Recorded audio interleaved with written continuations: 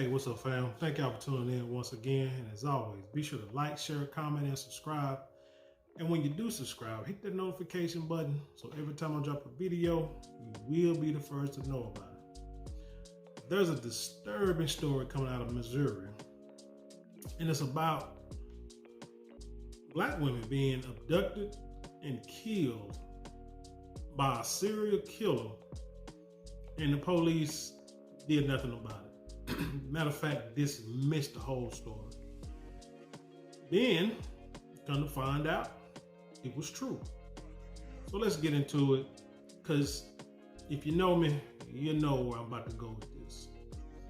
Story comes out of The Guardian, and it says, woman who escapes month-long captivity says other black women killed by abductor. Missouri woman 22 escapes less than a month after police dismissed concerns about a serial killer as completely unfounded. This is just another story in a long line of stories as to where law enforcement has shown that they do not care about our people, especially our women, which is frustrating and scary because if anyone, they always say you want to protect the women and the children, right? If anything is going on with women and children, you know what I'm saying, you jump on it. I mean, shoot, most of the time it be guys, don't be men that end up missing or something, and you don't hear nothing about it. It don't make front page story, but most of the time you see, like, you know, the blonde-headed, blue-eyed girl end up missing and be front page news all over the country. And that just be one person.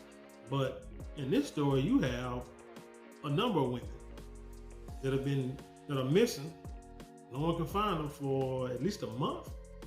And the story, no one hears nothing about it. But like I said, let's get on to it. It says a 22-year-old black woman in Missouri who escaped after a white man abducted her, tortured, and held her captive for weeks in a basement has said several other black women were deleted by her captor. Less than a month after police dismissed community concerns about a serial deleter as completely unfounded. Now I remember seeing this brother's video. He went on there, gave details of where the women were being taken from, and I remember seeing the police interview or whatever press conference where they like to say dismissed the whole story. The woman, who has not been named, escaped on October 7th after about a month in captivity, still wearing a metal collar locked with a padlock that authorities had to remove.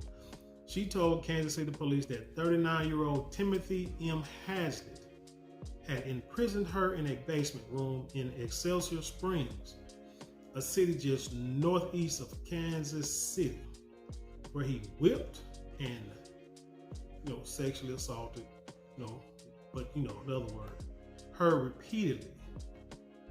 She escaped while Hazlitt was dropping his child off at school, and she sought help from neighbors whom she told that her friends, quote, did not make it out and were deleted by Hazlitt. Okay, first question is, dude,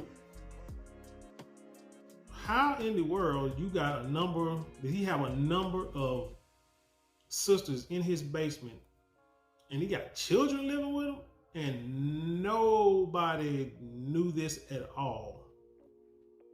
How is it possible? How are you gonna torture? Maybe they didn't live with him. Maybe he had visitation or something. I don't know. I'm like, well, how are you gonna have these women, torturing and all that kind of stuff? That caused people to holler and scream, and nobody know nothing about nothing, huh? Gotta go back to my New Jack City days. Around the time she went missing, several prominent community leaders raised concern about the disappearance of multiple black women and girls. Last month, the Kansas City Defender, a nonprofit newsroom, published a video of Bishop Tony Caldwell.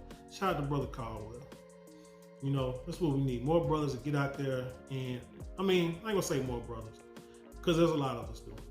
You know, it's a lot of brothers out there doing what they need to do for the community.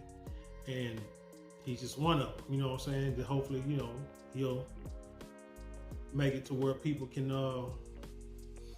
continue to do the work. You just continue to do the work. You know, it's a thankless job. It's a thing about helping out in the community, man. It could be a thankless job, because you could do 1,000 things and nobody hear about it, nobody give you praise about it. But let this dude owe $100 on his tax return next year, and it'll be a nationwide story. Okay, last month, Kansas City Defender, a nonprofit newsroom, published a video of Bishop Tony Caldwell saying that he had received information that the missing women had all been kidnapped from Prospect Avenue in Kansas City. The police dismissed the concern outright as completely unfounded, saying in a statement that there is no basis to support this rumor. In fact, the survivor, who is referred to as TJ in court documents, said Hazlitt picked her up on Prospect Avenue in early September. Hazlitt, a scruffy-looking white man with dark brown hair and a green beard, was detained and last week pleaded not guilty to charges including, sexual assault, kidnap, and assault. Excelsior Springs police are now investigating the possibility that at least 2 more women were similarly victimized. Bishop Caldwell told the defender that was a description of the guy we were talking about, and that was the location we said they were being taken from. That's exactly what we were telling people. I'm sorry people didn't act on it sooner, and it's absolutely tragic that the other young ladies didn't make it. It is horrible. Quote, a lot of times we are even trying to give the police information so they can act on it because the people in the streets don't trust them, and now we can see that's rightfully so. The case is just a late example of predominantly white police forces refusing to take seriously reports of missing and murdered Black, brown, and indigenous victims, especially women and girls. They say, furthermore, the U.S. Department is currently investigating Kansas City Police Department for alleged racism against Black officers. The details of the woman's ordeal are harrowing, according to the Clay County, Missouri District Attorney probable cause statement. TJ reported that Timothy had kept her in a small room in the basement that he had built. He kept her restraining handcuffs on her wrists and ankles. She said she was whipped while she was restrained, leaving wounds that are consistent with her testimony. They say she, after escaping about 8 o'clock in the morning on October 7th, TJ saw help from the neighbors, who wrapped her in a blanket, gave her some meat, called the police, and just kind of repeats all the details that have already been discussed. So, with that being said, here's the issue. Racism in the police department, it's not going anywhere. Don't have to. Why would they? They're comfortable. They run the department in the city like they want to. They like they say, the police are the biggest gangs in the city and the biggest gangs in the country. They do what they want to do. They got free range, carte blanche, if you will, over everybody. Always upset, always want to holler, protest, talk about defund the police. Nah. Defunding the police is not the answer. This sensitivity training, which is probably what's going to come next, that's not the answer. We all know what the answer is. Now, if you believe in the scriptures, what you need to do is, everybody in that city, every Black American in that city, march around that police station 7 times and watch the walls of Jericho fall down. In other words, the police department needs to be dismantled from the core. Dismantled and revised with new people, but not them same type of people. We have to get into law enforcement. I know we don't like the police. It's understandable because we know the police begin with paddy wagons rounding up runaway slaves or even freedmen that they claim to be runaway slaves. I understand that. But if you want to make change, if you want changes to be done in the police department, you just got to join. You got to do like the Irish and the who was it? The Irish and the hell, can't remember. Anyway, they are the ones who, back in the day, you know, joined the police department up there in like Boston and Chicago, and Italians, Irish and Italians. They, you know, got into the police department, started getting their homies in, and then next thing you know, they run it, the police department. It's kind of like, and I'm gonna say it, if anybody who's in the medical field, if you're a nurse and if you work at a hospital and you visit hospitals, take your family to doctor visits on a regular basis. I know down here, have you noticed that there has been a shift in the people that work at the hospital? I've worked in departments where back in the day, you may have seen majority of white people. You may have seen a lot of, you know, black people there. But now, in the departments I worked in, you see a lot of like Indians. I mean like overseas real Indians. You see them in the hospital, and I mean talking about in positions like nursing, you know, doctors, nurse practitioners, stuff like that, PAs, because I mean they let their people in. First they get the, you know what I'm saying, they get the grants, they get the tax breaks, they be brought over here, they work for way more money than we do. Same position, but get more money because they ain't got to pay taxes for like 5 years. I mean, I heard this myself. I was told this myself by one of them, by a couple of them. Tell you, matter of fact, they come here, make dang on good money. Then they bring in people that either they know or people that look like them or from where they from, and they hire. Once one gets the position of being a manager, they hire them, and they hire them. Then all of a sudden, this whole department in the hospital is ran by them. They're all there. Now we can get upset, say, oh man, all these dogs, you know, too many Indians, blah, blah, blah, whatever the case may be, but dude, they got in. They got one in and they got two in, and next thing you know, they all came in. So now it's a family, and now we upset because they did it, but are we upset because they did it, or are we upset because we didn't do it first? It's just by the time, and it won't be a quick and easy process. It's simple. It's a simple process, but it won't be easy and it won't be quick.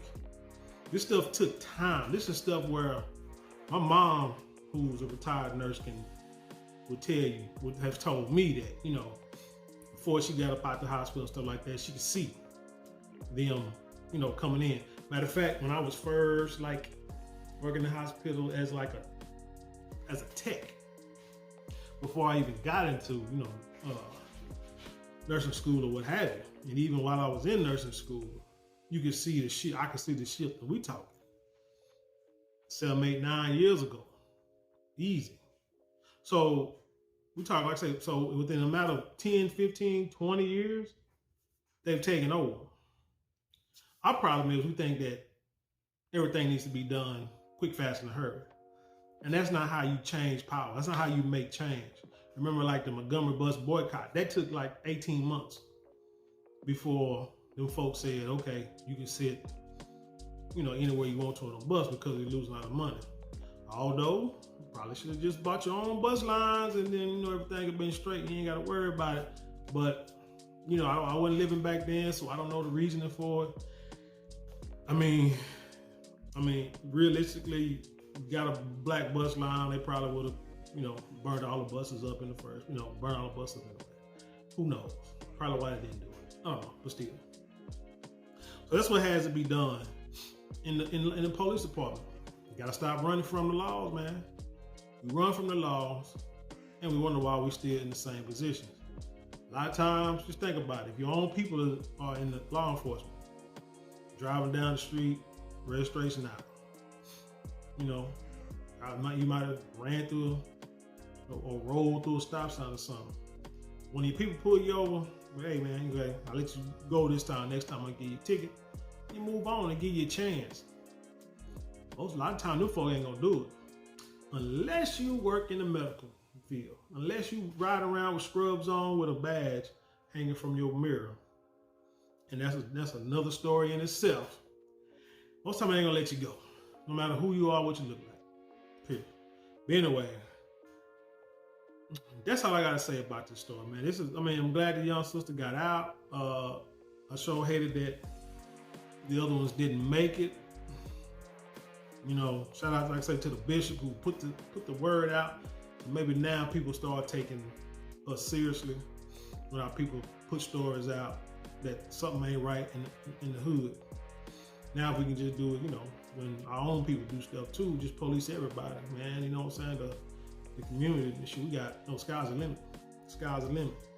But anyway, tell me what you think about the story. Leave your comments below. Hey, like I said, if you want to change the police department, you got to join it.